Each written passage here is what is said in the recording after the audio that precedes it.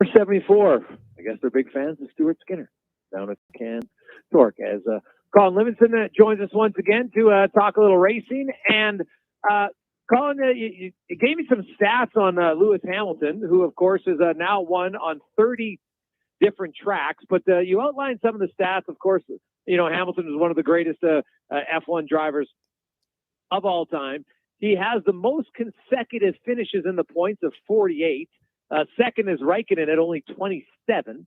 He has total races where he led every lap, start to finish, 23. Next closest is the late, great Ayrton Senna. He has total distance of laps led is like 27,000 kilometers. Like, when you look at just what his career is, it's really been amazing. And the victory he had here this past weekend, like, it was very anticlimactic, but at the same time, extremely dominant. Yeah, I mean, absolutely. Time sensitive and urgent win for Hamilton. I mean, obviously he was well behind in the points behind Verstappen. Closed the gap now. 2 races left, so it's definitely going to come down to crunch time. But the really interesting thing is that, right now Hamilton and Mercedes is really, they've hit their stride. And while it was a dominating performance in Qatar, they went back to an older engine for Hamilton, so they didn't have the engine that allowed him to finish 10 seconds ahead of Verstappen in Brazil. But that engine's going back here. And where some of these stats came from is I was looking at where Hamilton and where Mercedes have done well on these brand new tracks, and they've really dominated, with the exception of the race that was run at Holland at Zandvoort earlier this year. I mean, they pretty much won everything. So, everything is really shifted towards Mercedes' favor. That being said, there's always the intangibles of, mechanical issues, weather, or somebody makes an aggressive move. I mean, Verstappen has definitely shown that he's not afraid to try and take Hamilton out. So hopefully, the boys will be able to play a little bit, and we'll see who comes out on top here in a couple of weeks. So why is it that the Abu Dhabi reconfiguration favors Mercedes? Is it that there's more straightaways or less turns? Like what is that? Well, it's a combination. So they've reconfigured so much of that track. There's going to be a video we'll share here as we get closer to that race. But they've taken out a lot of the complex sections. So, these tighter corners and chicanes, and they've turned them into wider, faster sweeping corners. The advantage comes in that none of the teams have any data. And that's where, again, Mercedes has really done well, is in, call 40% of the Abu Dhabi track is going to be brand new. Mercedes just seems to do well when they get into the unknown. And that's a track that Hamilton's done extremely well at over the years. So, with the combination, with this, with the rear wing that Red Bull seems to be really upset about, this, what they call their spicy engine, and the unknown, it's going to be interesting. I mean, there's still a question mark whether or not that Saudi Arabia, the track there in Jeddah, is going to be ready to go here. This weekend is off, but they really need to be finished here in the next week. And they're literally running 24 hours a day to try and get the track completed. So, nobody said that it's ready to go. There hasn't been any confirmation. They just say that they're hopeful. So it'll be really interesting to see what happens here.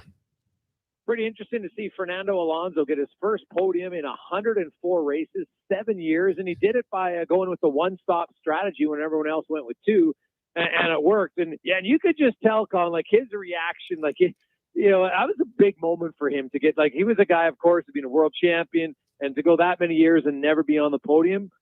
Pretty big race for him. Yeah, and those are the little things that happen throughout a race season that that I just love. That getting to see Alonso back on the podium. I've never really been a big fan of his, but I definitely envy his talent, and I can appreciate how great of a driver he is. But yeah, like, that probably won't happen again. We won't really see him in contention. I mean, for those guys at Alpine, the mid pack guys, I mean, if they're running in the top six, they're doing really, really well. Obviously, that was kind of a fluke to pull that off, because towards the end of the race, like he was really close to being caught by Perez. If it wasn't for the virtual safety car, he probably would have been a lot closer. If Bottas hadn't blown his tire, he should have been in contention for a podium. But those are the things that happen, and that's what makes racing great. Is you just never ever really know what's going to happen until the checker flag falls.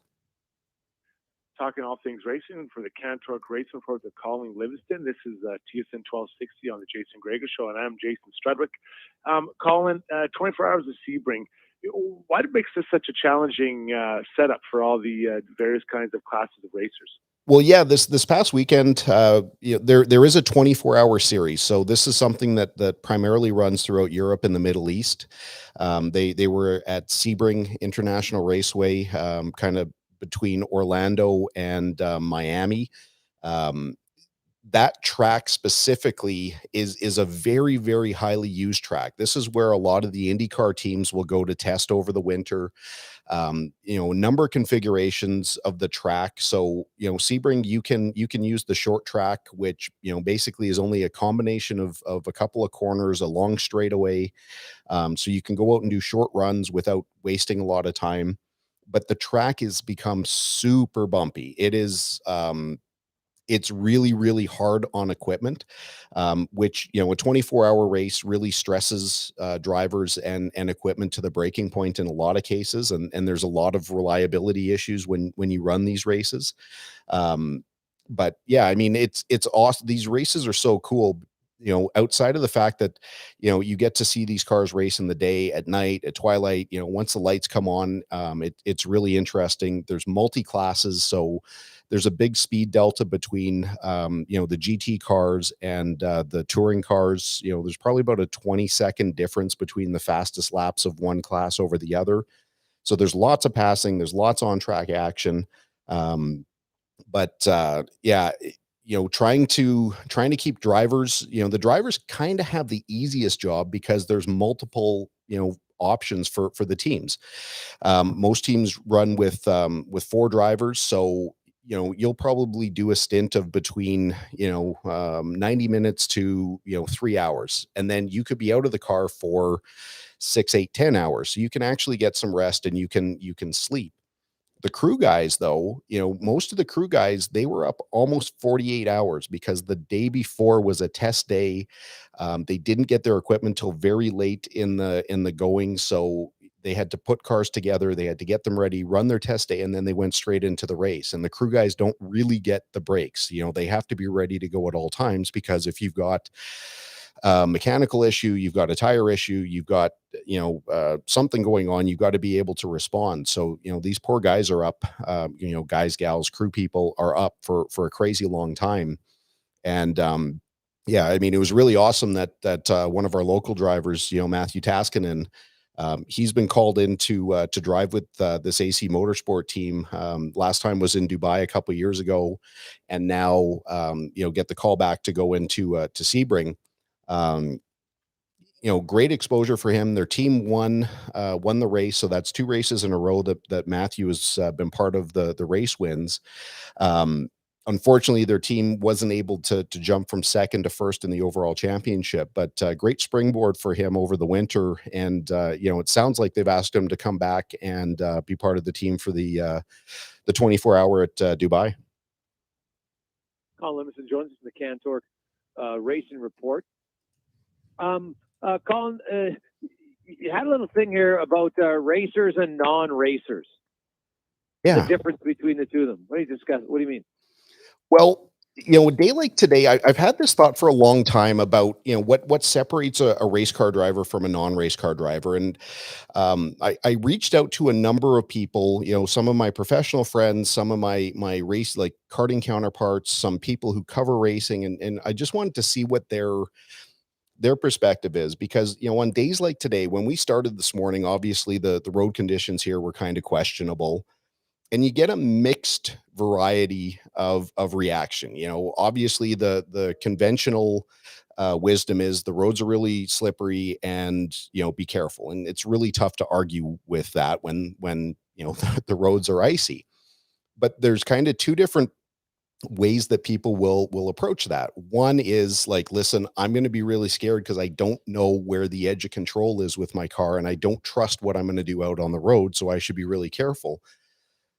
Racer's mindset would say, listen, I've prepared for this because I've put, you know, proper equipment on my car. I've run in extreme situations and I know that I know how to drive to the conditions. So, you know, it really got us thinking about what really separates it. And, you know, kind of the short version of a long story is if you want to get better or you want to get more comfortable in different weather conditions, or you want to get, you know, better at driving on the street, consider getting into a race car, because once you start to learn how to control, you know, a racing vehicle at speed, which is really all we're doing, is we're bringing things to the edge of control. So you kind of live in that world.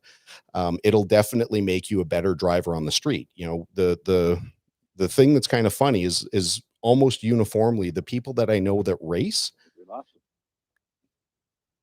I'm still here. Hey, Colin. Yo. Colin, you there? I'm here, Connor. Hey, what, you got me? Yeah. 100%. Hey, one sec.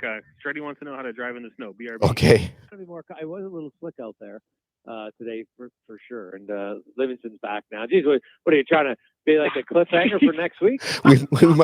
we might be better at racing, but apparently technology escapes us. Sorry about that. I don't know what happened. So what were you going to say? You just left Struddy waiting. It was very rare that Strud's paying that close attention to every word that you're saying. Yeah, tell me about it. No, I mean, at the end of the day, you know, the people that I know that are involved in racing are like the safest people on the street, because when you get that adrenaline out, when you get to go and play on the racetrack, you don't feel that need to drive aggressively when you're on the street. So, you know, the racers that I know, generally speaking, not exclusively, of course, they're the best behaved people. They drive at the speed limit. They're not really, you know, too aggressive behind the wheel because they don't feel the need to prove who they are as a driver. They do that on race nights. So yeah, I mean, just food for thought. If people are interested, you know, come out. There's a number of different, you know, race options, from what we do in go-karts and really simple, you know, 4-cylinder type racing, 2-stroke, you know, or sorry, 4-stroke and 2-stroke is a little bit higher performance. You know, there's drag racing, there's oval racing, there's all kinds of different things, but every single one of them will make you better and more aware when you're on the street. Colin, have yourself a great Thanksgiving. Enjoy the weekend racing, and we'll talk to you next Thursday. Thanks a lot, guys. Look forward to it. Colin Livingston in the Racing Report, brought to you by... Thanks, Colin.